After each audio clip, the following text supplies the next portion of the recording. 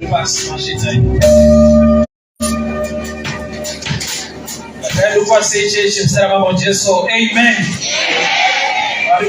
Amen. Mwari wakanaka ndokubata kwazisana nekuda kongwadziri ndikasike kuenda mishoko patrika ndipe rukudzo remekedzo kumutungamiriri wese pakereke uye ndipe remekedzo kune vafundisi vese vari pakati pedu. It takes humility for another man or woman of God to sit down and listen to another man of God. Zvinotora kuzvinendipisa kwakanyanya. Mwari vakuitire nyasha, Mwari vakupfuudze imberi. Regai nditendewo Mwari nekuda kwamufundisi wedu namai Apostle Shoko namai kuti vakwazisa zvakasarudzika muzita ramambo Jesu. Amen. Ndinofara kuti my brother all the way from Pretoria vadriva neusiku vakamhanya. Is my brother Cowman. Tuwati Cowman. Vauya vachimhanya neusiku kwa Pretoria vanzwa ndiri kunoku. So it's something else. John chapter 5. John chapter 5. It's a common scripture, John chapter 5.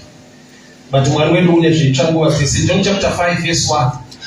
After this there was a feast of the Jews, and Jesus went up to Jerusalem. Now there is in Jerusalem by the sheep gate a pool, which is called in Hebrew Bethsaida, having 5 porches. In this lay a great multitude of sick people, blind, lame, paralyzed, waiting for the moving of the water. For an angel went down at a certain time into the pool, stir up the water. Then whosoever stepped in first after the stirring of the water was made well of whatever disease he had. Now a certain man who was there, who had an infirmity for 38 years, when Jesus saw him lying there, he knew he had been in that condition for a long time. He said to him, "Do you want to be made well?" The sick man answered, "Say, I have no man to put me into the pool when the water is stirred.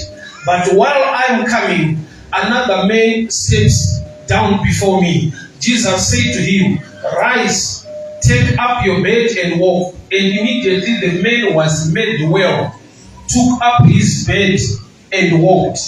And that day was the Sabbath. The Jews therefore said to him, "Who has cured you? It is the Sabbath. It is not lawful for you to carry your mat or to carry your bed." He answered to them, "He who made me well said to me, take up your bed and walk." Father, we thank you for your word. Speak to us, instruct us, correct us, and empower us. For the glory of your name, in Jesus' mighty name I pray. Amen. Paiva neimwe nzvimbo, paiva nepool, paingouya vanhu vanorwara nezvirwere zvakasiyana. Denga raiburukira panzvimbo iyoyo, mutumwa ndiye aiuya, an angel, mutumwa waiuya wobvogodza mvura, atanga kupinda ndiye uri kuporeswa. Statement iyoyo pachayo inotaridza kuti that place yanga isiri a place of grace, but it was a place of competition. Nokuti kana kwanzi anenge atanga zvora kuti ukangotangirwa no matter your condition hapana chinochinja. So ndinofara kuti Jesu paakauya panyika haana kuti regai vanhu vangoita zvavaita mazuva ese. Akati aiwa kune vamwe vari kukundwa, vari kukundikana, I need to stand for them. Ndoda kuenda kunoona kuti zvavo zvakamira sei. Pane murume waita 38 years ari panzvimbo iyoyo. So Jesu unouya kuzoatenda case yemunhu ane makore akawandisa. So handizive ane zvaanoti izvi zvazonyanya manje. Ndinofara kuti Jesu unoziva kuti kune vane zvinhu zvanyanya zvatora nguva yakareba, those I need to visit. So panzvimbo iyi vaingoungana vakawanda vachirwara. Mutumwa akauya, paita disadvantage one to the blind. Nokuti waifanirwa kuona kuti mutumwa uya kuti uye ready. So munhu ari blind anga ane disadvantage. Aizotoudzwa nevanhu kuti mutumwa angauya. So yaiva a place of competition, but yanga ine disadvantage to the blind. Zvakare yanga ine disadvantage kumunhu asinganzwe. Nokuti Bible rinoti mutumwa aita akauya aitanga abvongodza mvura. Atanga kupinda kana mvura yabvongodzwa, kureva kuti waifanirwa kunzwa sound kuti pane zviriitika mumvura. So asinganzwe yaiva disadvantage. Aiona mutumwa achiuya, but aitadza kuziva kuti yazobvongodzwa. So that place was a place of competition. Panyika patakauya pa battlefield. I know one vanoti munhu paanoberekwa anouya akapfumbata zvipo zvake. That's another version, but I want to show you this side. Munhu paanotouya akapfumbata ruoko iside yekuti you've come to fight. You're coming to a battle. Just get ready. Pauro achibata anoti atirwe nenyama neropa asi nemweya, kureva kuti you must be ready to fight. Panyika pawakauya panyika pekuti wakaberekwa nevabereki vasina zvavainazvo, but upinda musystem mucompetition yevanhu vane vabereki vanga vane zvavainazvo. Ukaberekwa nevasina imba, but ndobva wasvika musystem yekuti unenge wakurodya padzimba dzevamwe vanhu. So pari unfair zvekudaro zvokuti uri rovha unotenga shuga same price naminista. Panyika pari unfair zvekudaro kuti usina kufunda vanoti tikuda ma-qualifications. Uchitsvaga basa havatarisei level yenhamo, vanobvunza ma-qualifications. Pari unfair zvekudaro zvokuti iwe kudzidza waitoda but wakashaya mukana nevakakuendesa kuchikoro, but pese pawada kutsvaga basa kuti uimprove life yako vanoti tiudze nyaya yekuchikoro kwawakaenda. Panyika pakaoma zvekudaro pari very rough to the extent yekuti une zvaunogona kunzwa kuti but hauna mapeni. Qualifications unawo but onzi tsamba yekuti uchishanda pano resi. Pari unfair zvekudaro zvokuti ukashayiwa nyasha dzaMwari makore anowanda. Murume uyu ari paBethsaida, he was loaded with knowledge. Nokuti akatombotsanangurawo kuti ishe inotambika panapa ndeyekuti atanga kupinda kana pakukodzwa unokora. Kureva kuti haana problem neknowledge, but action haipo. But chichipo chake chaitomuchindendwa nevhesi ari kuti I have no man to push me into the pool when the water is still. Paari kuti handina munhu. Bible rati nzvimbo yaanga ari yanga yakawanda vanhu, but type yevanhu ndo vane nyaya. So tine munhu wekuti wakawandirwa nevanhu lakini wrong type. Saka ipicture yekuti hauna munhu iwe kuine vanhu. Aimbonzwa statistics zichinzi izvo vakadzi adzi varume vakawanda dani vakadzi.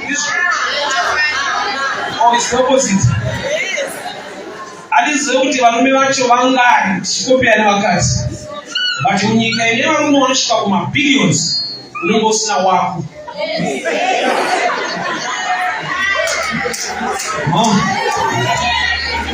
Oh, let me give you this example. Sakati ukaona pese pakanyorwa kunzi no job, ukanyatsodongorera mukadzi pabasa,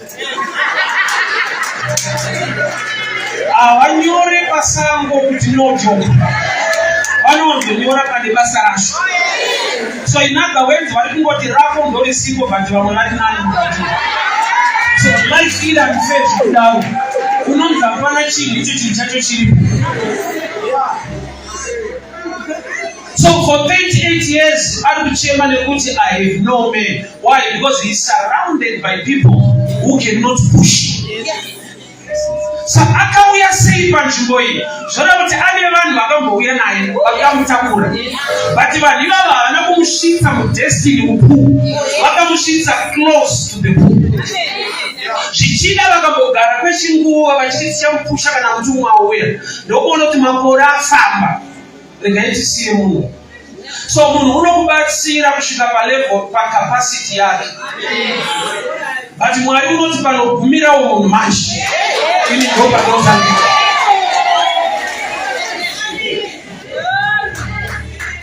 Hama dzakamutakura dzikasvika pakuona kuti taakuwesta time nenyaya yemunhu. Regai tidzoke. Asiwa ari surrounded by the blind. Oza ukakomberedzwa nevasingaoni, iwo uchiona, unopedzisira one lifestyle yemunhu asingaoni. Maybe I need to explain. Your surrounding inopedzisira yava inside you.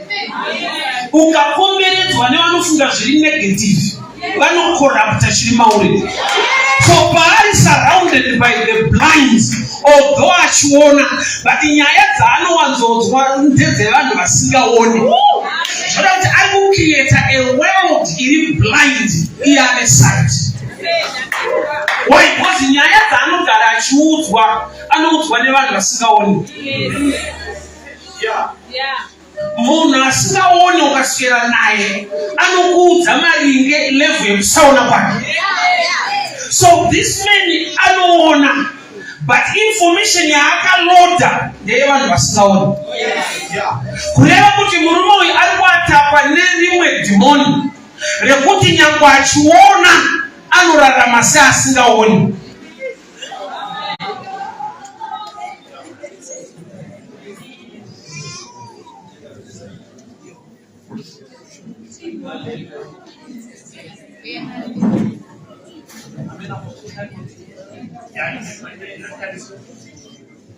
So murume uyu life yake ari kuchema achingoti handina munhu, I have no man.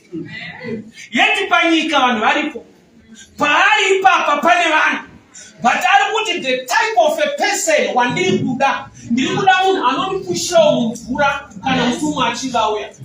So kana wakakomberedzwa nevanhu vane maproblems, vanenge vachitodawo kuti avo atanga apera.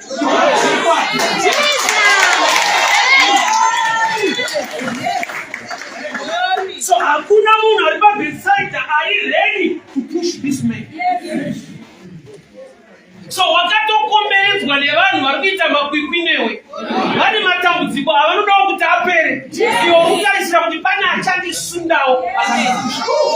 Life yatiri kurarama munhu wese ari kutarisira kuti dai zvakewo zvaita, yeti iwe hope yako ndeyekuti dai ndingandionawo.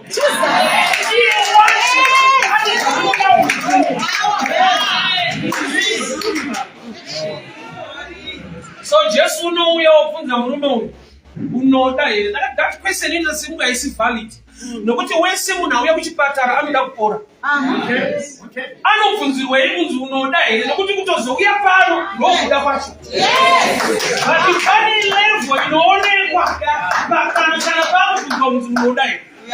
Nokuti tine vanhu vanogona kuuya kuchechi, but wotoona kuti uyu kukomborerwa haja kupinda chechi anoda.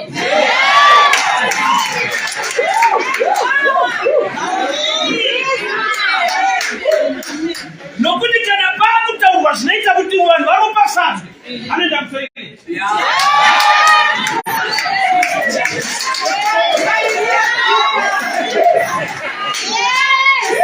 Zvoreva kuti kuchechi auya pabeside haripo, but yekudarisa nabva isuwo patakaenda kuchikoro tikanokundikana, zvaitooneka kuti tsanara zvekupasa iyi.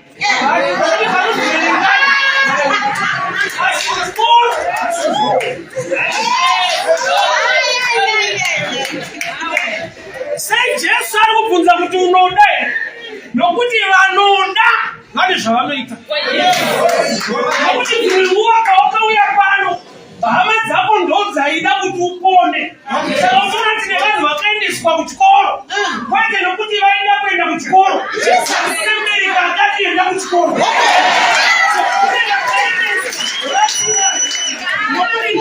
Ini pandaenda kuchechi ndiri mufanaso, ndakandisingaende nokuti ndoda Mwari ndoida kunama. Waiwa mutemo uri pamba pedu. Gara wangu aiti ukasaenda kuchechi naudye. Saka ndakaipindira sana.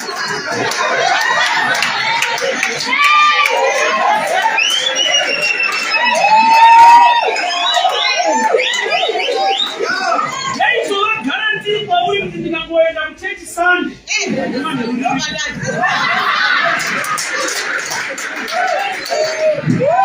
Gara akasvika paakachinja chiyero, yanga isiri nhau yekuti waenda kuchechi, aizobvunza kuti paparidzwa kunzi kudini. Wai, nokuti neimwe nguva taenda kuchechi, mudhara andoona kuti ndirimo, ndaigona kuzonjenga futi. Ndodzoka yaakupera. Saka vaisvika pavanobvunza kuti paparidzwa nyaya yei. Zvese zvinotaridza kuti ndanga ndisiri kuda, asi panzvimbo ndaiwanikwa. There is another level wauya semunhu anonamata Mwari. Zvirege kungova church members. Ndapinchira pamazau kuti unamata Mwari mupenzi. Ngairegere kuva nyaya yekuti kubedside tiriko, makore atifamba pasina iripo.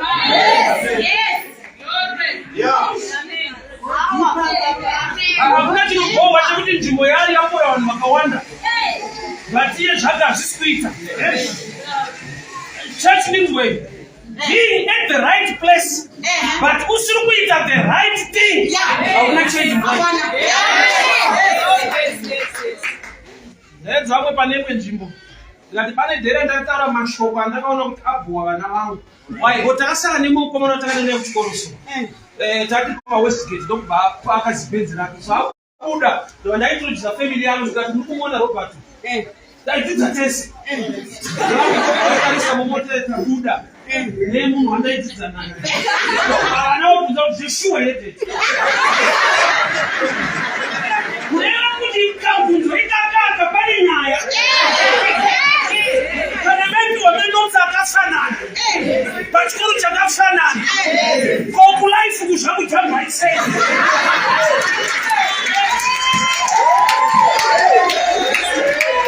So zvakadipa kuanaliza mashoko angu. Handichataura kuti uyu taidzidza naye. Ndoti uyu aidzidza kwataitamba.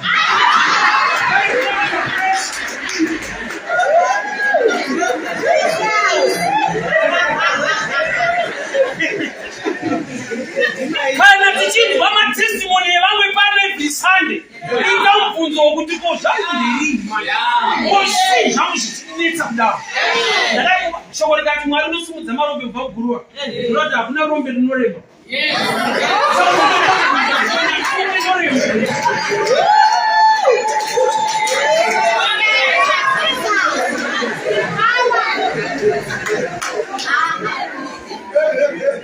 Mubvunzo waJesu, mubvunzo wandikuda kusiya kuchechi nhasi.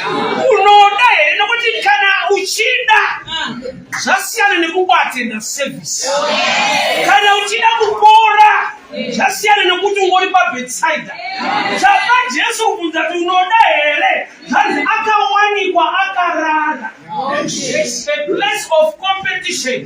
Panodhimanda kuva active. Kana vanhu vobva vaimurarira. Zvekuti aita kukwenyiwa nevamwe kuti mtumwa anga auya. Ai muhope zvake. So munhu uyu haana kuroyiwa hapana dhimona.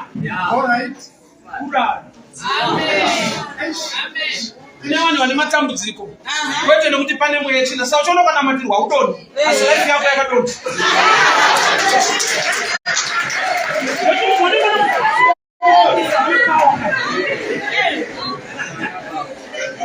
Kune ma-areas awakavata anodidza kuti uve active.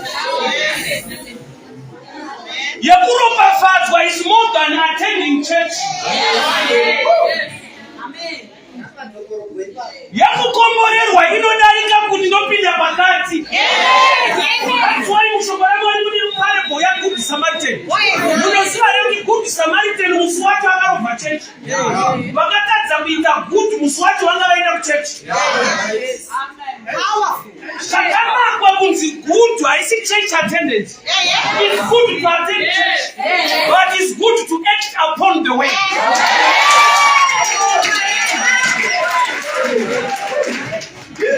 Mupriest neMlevite vakaona munhu akapondwa akasiyana naye vakanobata service. Asi havana kuoffer service. So kubata service nekuoffer service are two different things. Unoda here nokuti vanoda pane zvavanoratidza. Vanoda vane action yavanoita. Munhu ane chinhu chaanoda anoonekwa nemaitiro ake towards that thing. Harwadziwe kudoneta simba rake, harwadziwe kuparticipate.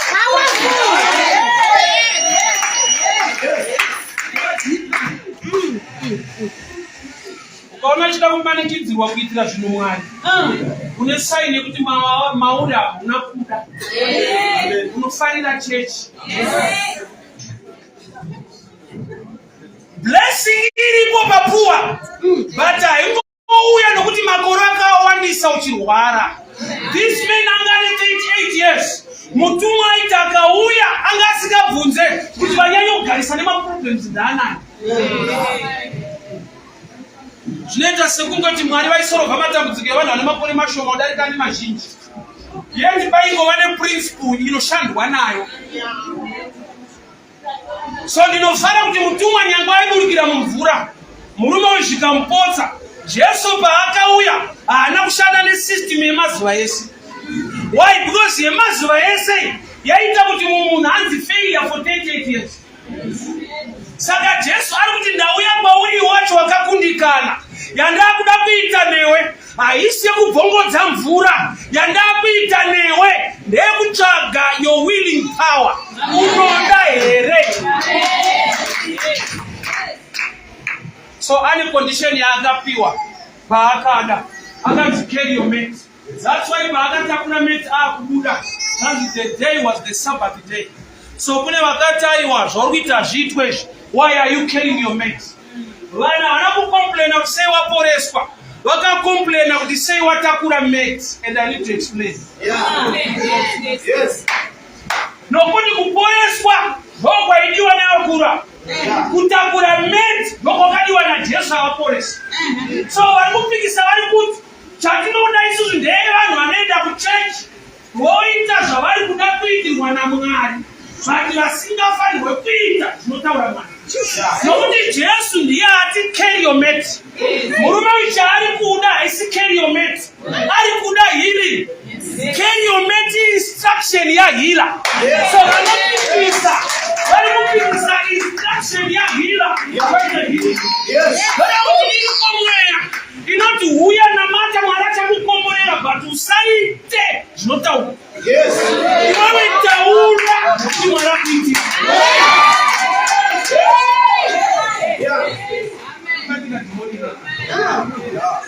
Yes. Vana vanakupikisa kuti sei wapora. Vakati ari kupora haisi problem. But watakurira imate. Why? Because yekutakura mate yataurwa naJesu. Inodiwa nemurume ndeyekupora.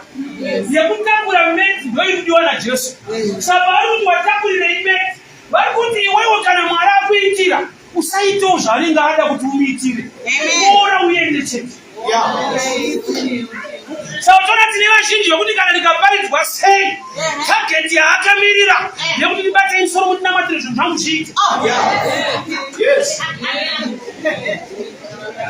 Kunzwa nzara neshungu yekuti ndaakuda kuita zvaparidzwa. Anoda kuti kana vapedza kuparidza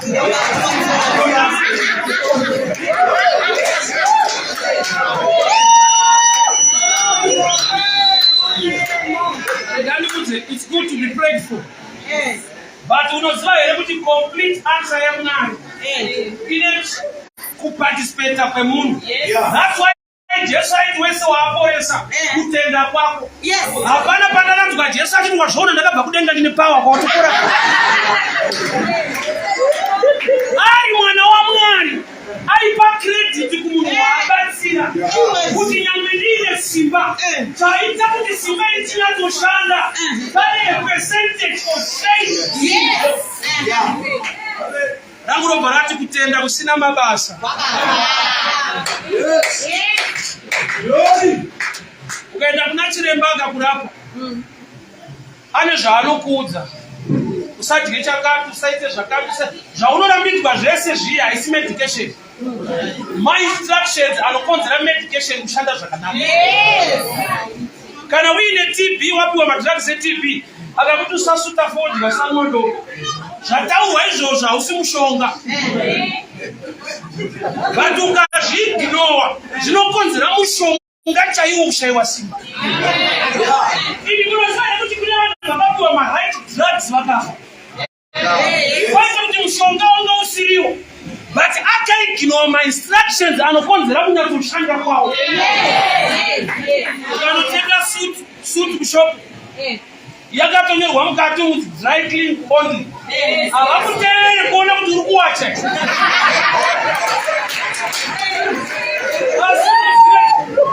Ukati hako kuru ndakatenga ndega ndoiwacha. Hachikanakuitaudza vanhu kuti dzinowacha.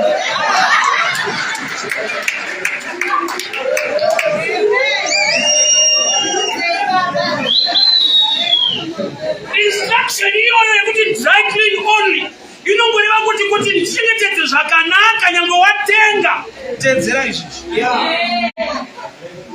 So tapa level a church in the blessing. It's got the instructions from the blessing. Yes. Jesu amuza mwana wa Jairus. Anopa instruction yakuti mubikire icho kudya. Which means mukasabika anofa food. Kwenze nemwe china nenzara. So every blessing, every miracle, need instruction. Yakuti ukaignore. Unofuza kuti una matamara sindazo. Yeah. Do you want to get well? Unoda ine nokuti vanoda aisiye kuti uri pano. Aiwa nyeri kuti wauya muchechi itori first stage. There is another stage inotaridza kuti uri kuda kunamata Mwari ende unorevesa nokuti zvaunoda kuti Mwari vakuitire unoziva zvaunofanira kunge uchiita. Yes. Vanoda vaonekwe nechurch attendance. Unoziva kuti nemadhimoni kuchechi anouya. Saka vanoona madhimoni chita ndiende tanesirari. Kugara pachitoibwa pachiparidzwa madhimoni aripo. Kana atenda chechi.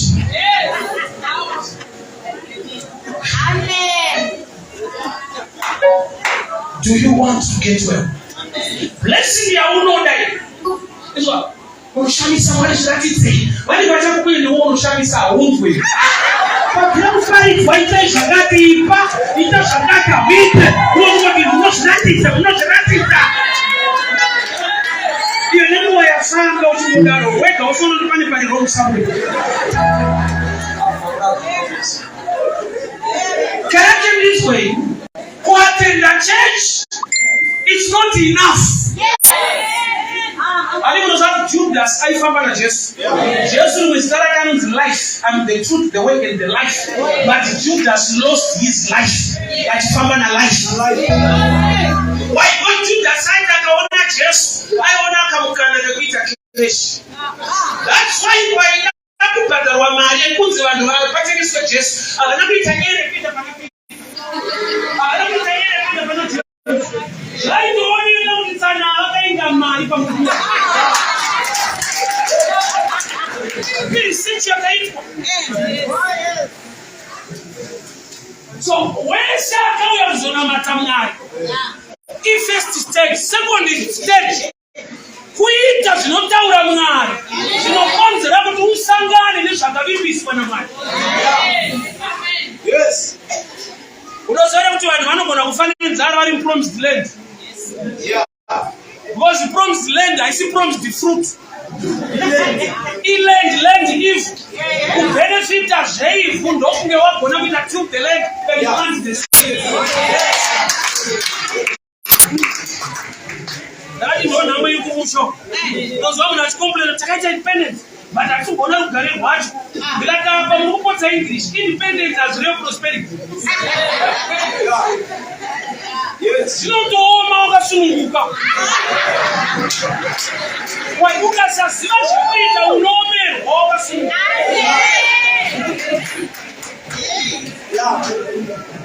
what beds are with my dangerous and powerful prayers? They will suffer not a witch to live or ever yes, I guarantee success.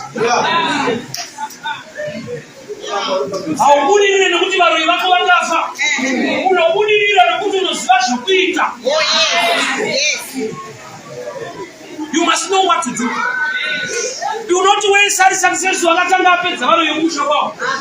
no. Very go achidara singade kana shongori kuti Mwari unogadzika tafura pamberi pavadzivisi. Haisi guarantee yekuti kana yagadzikwa zvaita. You must eat on that table. Ziva zvekuita kana wakagara patafura paitwe nyaya. So akagadzika vadzivisi varipo.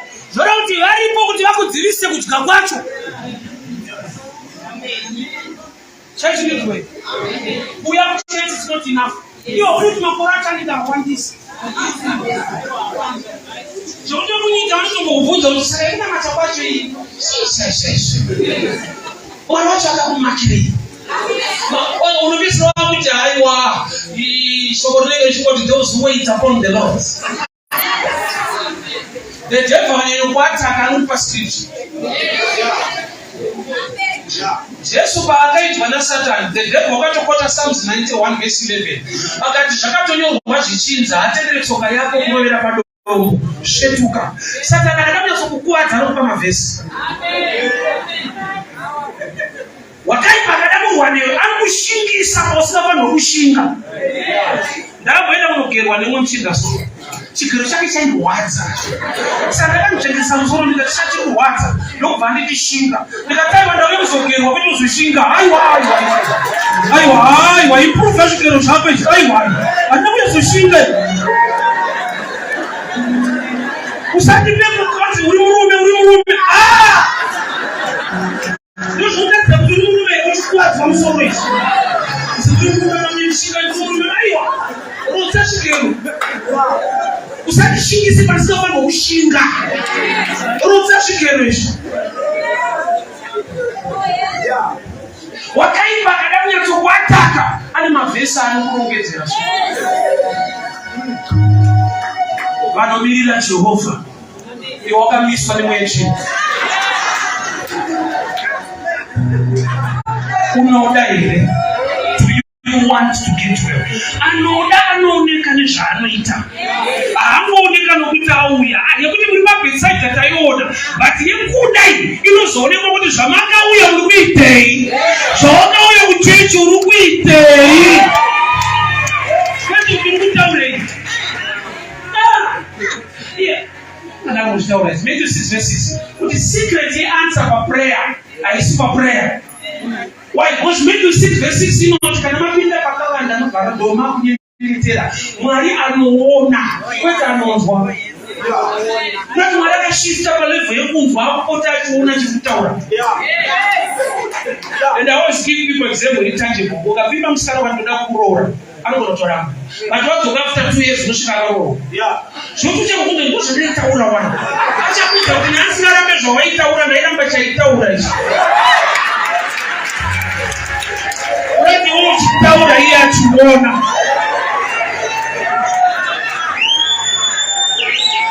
Anoona kuti akatonyura pakunyepa. Mashoko aripo batisana akupora. The God who sees what you do will reward you. Which is the reward in connection to action, not to tears. Yes. Kana wapedza kuchema ziva zvopita. Tears are not enough. Muri paBethsaida dai vanhu vaishanda netsitsi vaiti mugara achone ngokusha yawo itozosara. Aiwa havana tsitsi havadawo. 38 years anga ane marecords ekufana nendakaenda gore rakati. Usatine vanhu vanoziva but life yawo isingachinji. Yes. Ane record but akamukeepa in that place. Inyaya yekuti vanhu vakamusiya vakagona futi. Why? Because they kuzomutora aidzoka akadaro. Vakamusiya kusvika zvaita. So there are times kuti wakakanganuka nevanhu vakamusiya nokuti Mwari vada kusangana newe. Ukapota uchitakurwa nevanhu unopotana naye. Elijah ari pagomo paMount Carmel anamanga kuti mvura yakuya. Akaudza mambo kuti tora machero tsamo uende mvura ikuya. Ari supposed to beg kuti une transport vakuri kupinda muchero kuti tiende. But akati mona iwe yokasika kuenda. Sei asiri kukumbira. Ari kutanda ada kuti ndikuratidze kuti Mwari andiratidza mvura iyi. Nyasha dzekuti akene overtake chariots by grace. Because there are times yekuti unomanya kukumbira saka Mwari vachikunyima zvimwe zvinhu. Nokuti pane simba ravanoda kukupa. But unonyanya kutsvaka mabhiza evanhu.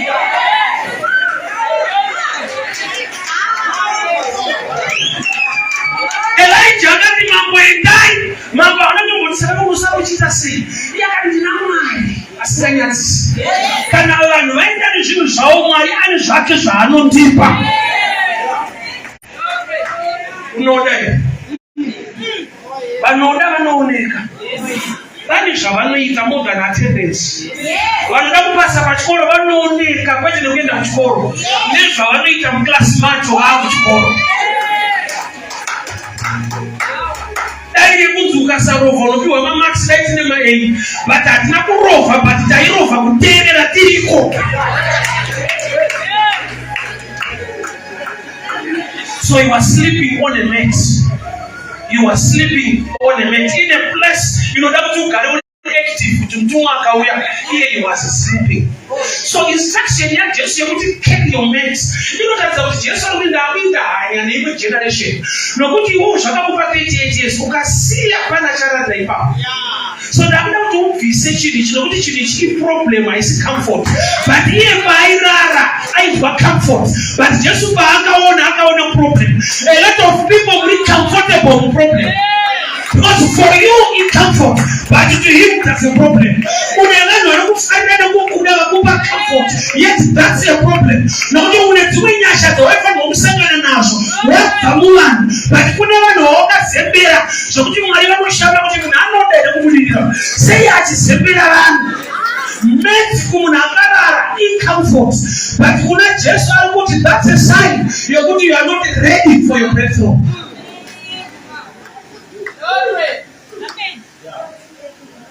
Unoshika paunzwa kuti zviri right. Yet kune mamwe maproblems ari engineered by God. Munosaura kuti izvire kuti pain. Ukaritarisa Bible kuti rakatanga papi. Mukadzi paaitukwa Mwari vakati I will increase pain in childbearing. When they increase and they introduce, it means pain was already there. Not from the devil, but it was designed by God. Punishment, I want to be showed that marwadzo pakupona. So there is a level of pain designed by God for you to achieve something. Sakatana mukasarara pameti, mukarara pa concrete atibati. Chinokugara uri alert, pani paunofanira kuti ukarara. Jona chakapa kuramba achita prayer. Munhu umefisha musubeta. Mune minzwa itakabaiwoti Ishe zviratidze. Papa angasi comfortable. Papa wrote he prayed for 3 days and 3 nights. Why? Because he was in a place that was total darkness. Made him over comfort, but to Jesus, that's a problem. Somebody go under pressure. Because I'm going to achieve as an open. So I got a patch from a Korea Kawana. I achieved about 6 months ago. No, you do not get out of June. I didn't know. No, but that's what is saying. You know, you are. But my man, you don't do it. But if I am so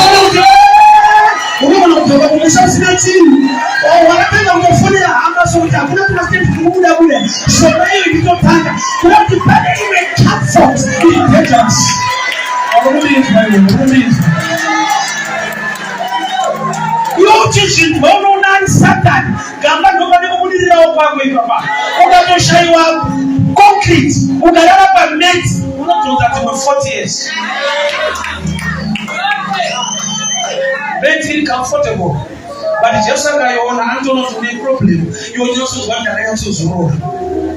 Problem yangu ili papi wakawana pekuranda pakanaka. Kune muruma inovikwa vanhu vanobva vaona honemo abvishuya ndobva vamukanda mukuvara Elisha. Munhu kana achipigwa akabva anoitwa proper burial. Murume kuti awane miracle yake, he was thrown, he was not buried.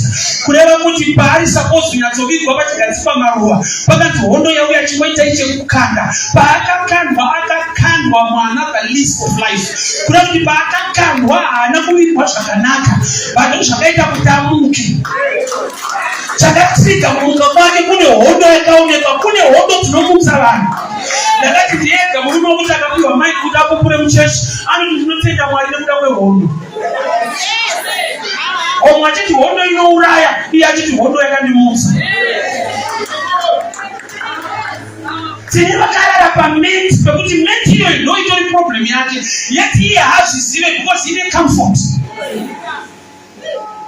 Kune zvinhu zvakanaka zvisina kunaka.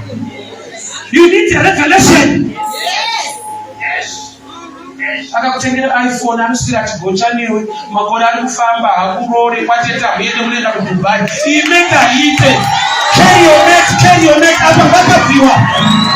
Practice.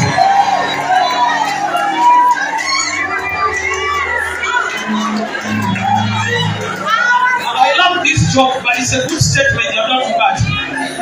Wakati kuna wafika huko, anacheketa huko. huku tunofunza watu mwenye ali right because anotenga chikafu cha ukutamu kutamu na pamoja yake ofita huku sasa timu suspect utane ni program kapera tunamesa Jomuka tutunza kutaka kufita hiyo hata usakujirani it's not your when that's how it's come to the town asiba kega chichimash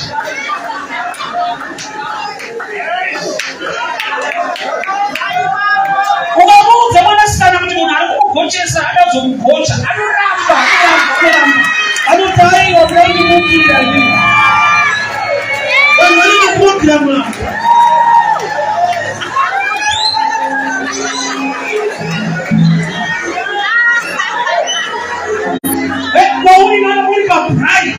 uchipindura nyama mchitanya yaso wakupindura nyama utinakitwa muspiriti musakana kupindura life yako life yako kupindura with white unakuyendwa unatochigiwa but iwono kuti ulipa met in a comfort met yakanaka but kwete pa place of competition chinani kurara pamatombo anorwadza ora wakashinura nokuti mutumwa akauya anooneka pane kuti dzinonyatsobata makore achifamba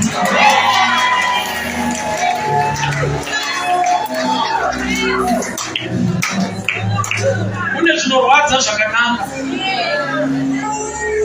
nezvisingarwadzi zvakaya kuzouraya upenyu hwako the devil pretends to be like an angel of light. Imagine achiuya kuna Jesu kuchishandura mabvi chivechingwa. To me dai pasina kunerwa kuti temptation. Ndaitiki waiting season. Because kana muna ane nzara apedza fasting, ouya munhu anoparidza eating, ndomutumwa wavo. Unoita kuti munhu atumwa munhuva. Munhu anoparidza kuti shandura mabvi chivechingwa udye, iwe uine nzara ungochitsanya. Unozoona nzara wanofarira kudya kwangu. Vachakaita kuti Bibheri riti waitova muyeso inhau yekuti Jesu wakanzwa from another level. Which level? Nokuti Jesu wacho ndiye dofo, Jesu wacho ndiye chingwa. So paari kuti shandura mabvi chive chingwa, zviri kuti iwewe zvichinje uzvidye upere weka. Handidi kukufaita but ndoda kukufaita nebreakthrough but iyi breakdown. Handi zvese zvakanaka zvakakunakira. Vane veIsraeri vakakurosa paRed Sea. Vaijipinda vaitera kumashure vakatombopindamo. Kuti chakaita kuti vafushirwe nemvura vakatomboenjoya miracle yekuti vakapinda pakavhurika. Problem ndeyekusaziva kuti vanovharwa nguva iyi. Kune zvinhu zvakavhurika zviri dangerous. Imwe mikana so tiza. Kana usiri kufamba naMwari imwe mikana tiza. The devil anofa opportunities and a disaster. Do you want to get well? Those wanoda kuita well asi vari mucomfort yawakaita kunyatsozorora muproblem yako. Ende kana warara pari comfortable hope dzinobata. Aitomutswa sodzi mukuru mutumwa ambouya saka vari pasera pavaenda odzokera mujuvheti rake unyatsora. Takes 8 years. Problem met. So Jesu paanouya nehealing anoti healing yangu ine instruction. Kana akada kuudza Lazaro muguva ane instruction. Instruction iyoyo haisi nyaya yemiracle, ndeyekuti miracle ive perfect. Paanoti bvisai dombo ari kungoti yekumumutsa noigona but kana dombo riripo anoruvira akafafuta. Saka uchiona Mwari vane zvavanoda kukuitira but character yako itori dombo wakauma musoro zvekuti munana unorovera paunhu hwako. Blessing yako dai yakasvika kare but maitiro ako ari kurwa neblessing yacho. Do you want to get to unoda? Vanoda vaoneke nekuti havanobve kuchechi. Haisi stage number 1 ine nyaya ine anobvira ndarobva kuchikoro pandakafoira. Wai bo chinoudza munhu kuchechi zvinhu zvakasiyana siyana. Mumwe anoenda yekuti ndekweshona. Shona speaking assembly. Zvinomuka muchechi. Atoudzawo vamwe kuti kune shona. Kwenda kuti kuna Mwari kune shona. Shona yaudza vatendekana. Saka uchiona zvese unobatsirana mukataura kuti akaita shona speaking.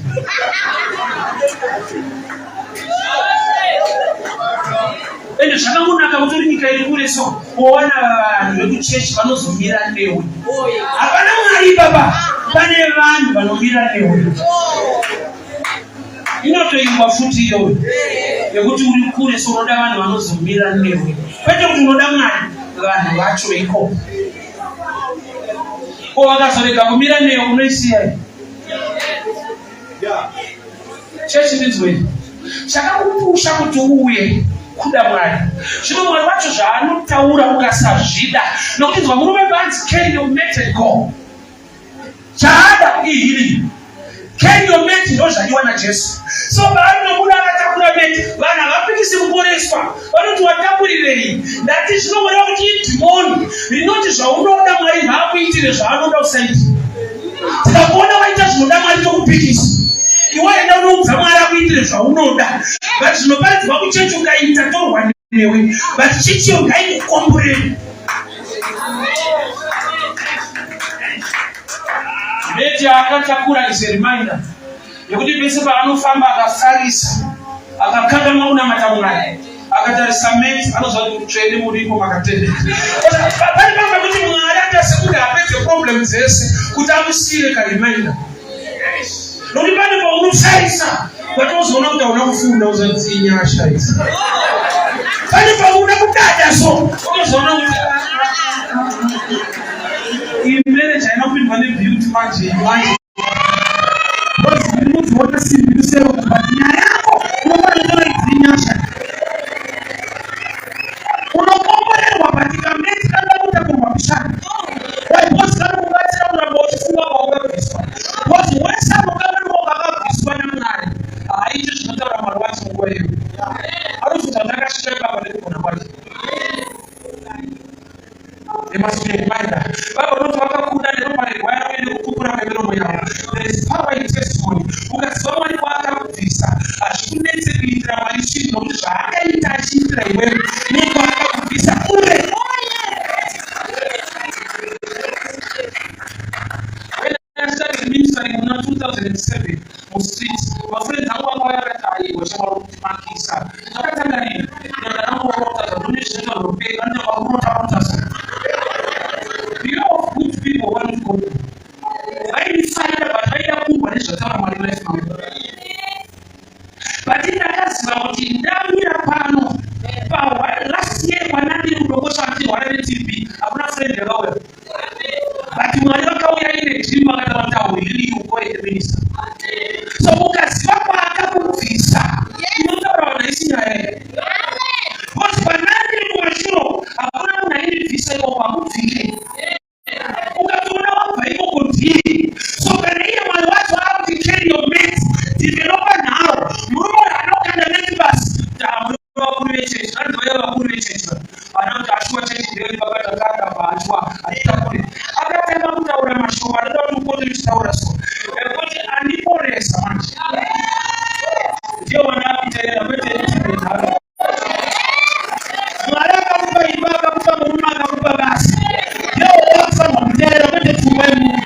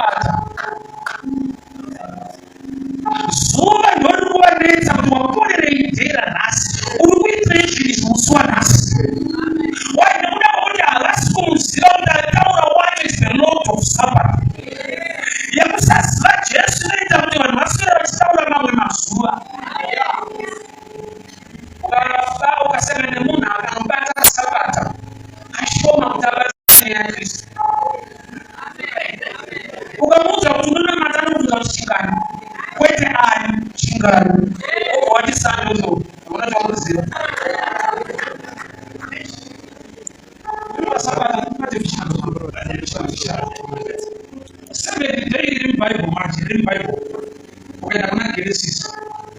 Mwari pa first day, maita zvinhu zvikapa 7th day ndokubva Mwari vanakutanga on Monday, Tuesday, Wednesday, Thursday. Vakatanga pavakatanga. Chaiva chingani? Before calendar, before systems of men. Calendar is a man-made thing according to the systems how the earth rotates around the sun. So 7th day I see Saturday. It day akazorora. Moses anakutanga on Monday, akatanga day akatanga. So which means the rest of the Sabbath is a deeper revelation more than the calendar.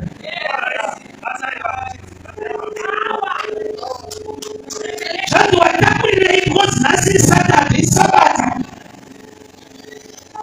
Kobadabora, Muni to Abore.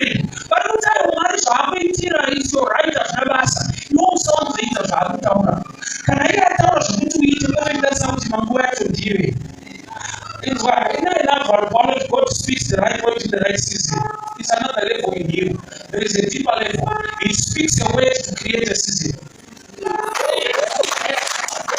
That's why I recognize you do not go down to Egypt, stay there. It was during the time of famine. Here, don't come famine, I'll be your advice.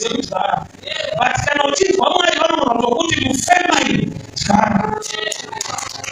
So when some move for the systems in my days, I'm going to say that no man. What I like to work, I see you on what of Saturn one, you know, sufficient, that's it. Remember Daniel, I got a palace mama. Why am I writing which addresses are not that? But by the prophetic understanding, I should have about for 10 days without our age. Why nobody can walk over Shuba? Shuba to look at the nature is how we are. Can a Chauya Chakabila Yama, Shuba Tomila Yama?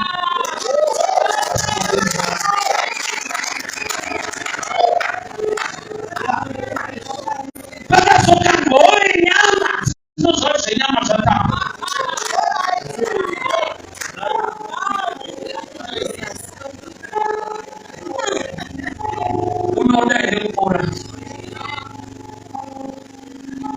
Sinabantu bali bashino but basashowa excel kuti vanoda but varipo kunyanza kuti munhu mubarimo but imba alipo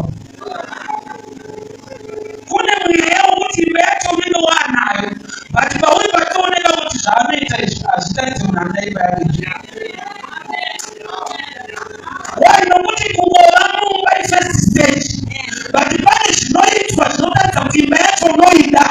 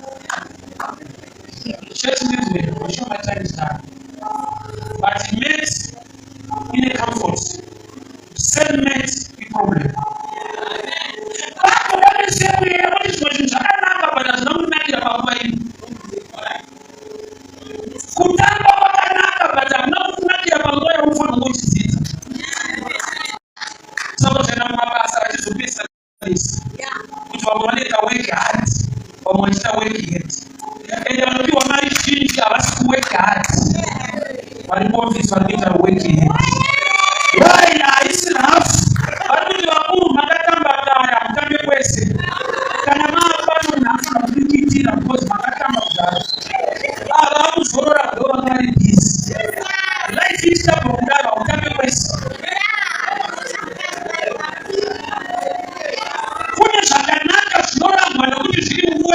kufanira.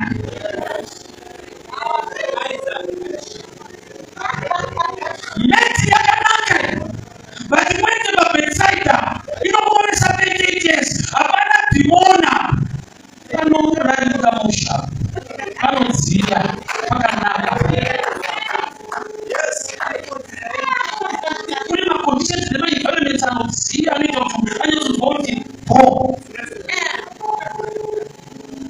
When the people are and so much. I don't church in the slogan, it's nice to be here. How many of my prison?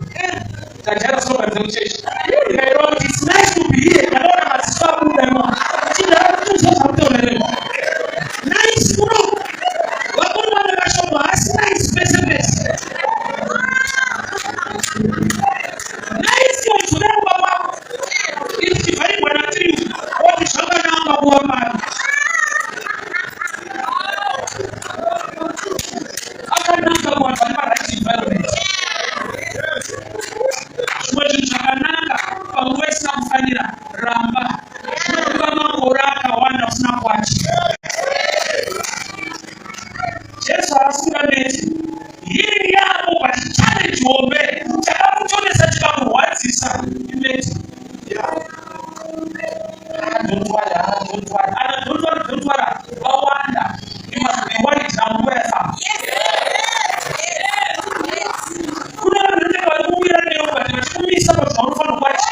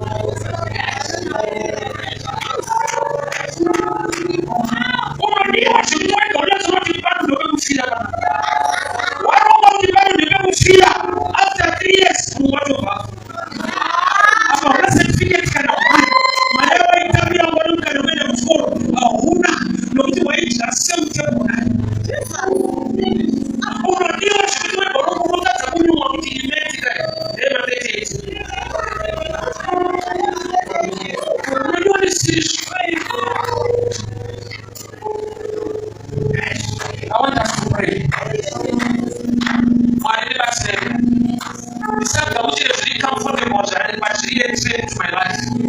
Makore awanda ndiri chechi pasina chekuitika. Aiwa kana zvichirwadza ngazvirwadze kusvikira ndaina improvement. Pane kuti ndinenge ndingori comfortable life without change.